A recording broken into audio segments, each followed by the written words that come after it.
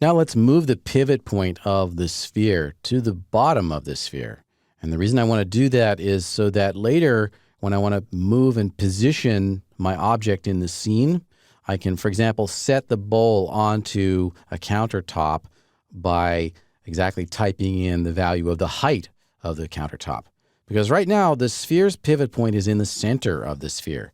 If I select it and use the Move tool, we can see that the Move gizmo is in the center of the sphere. All right, I want to move that down so it's at the bottom of the sphere.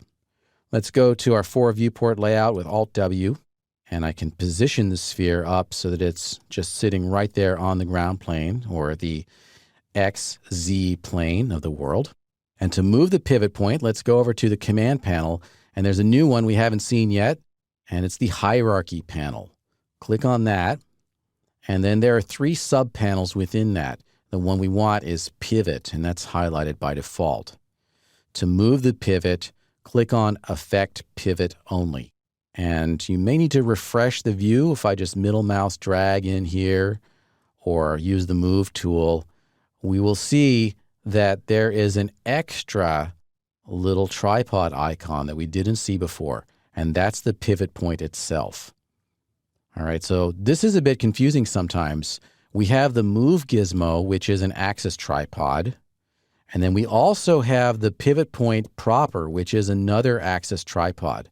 And by default, they're going to be right on top of one another. But they're actually 2 different things. And we can see that again. If we go over to the left view, I can right-click in that left view.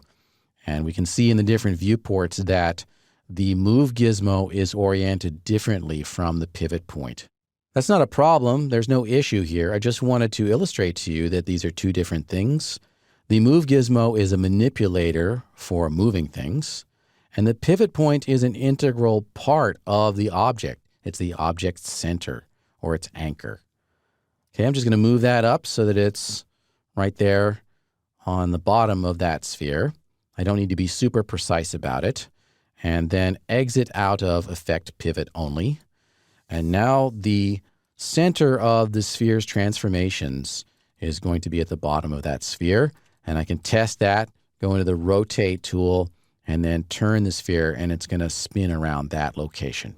Undo that with Control-Z, and that's the simple process of moving a pivot point.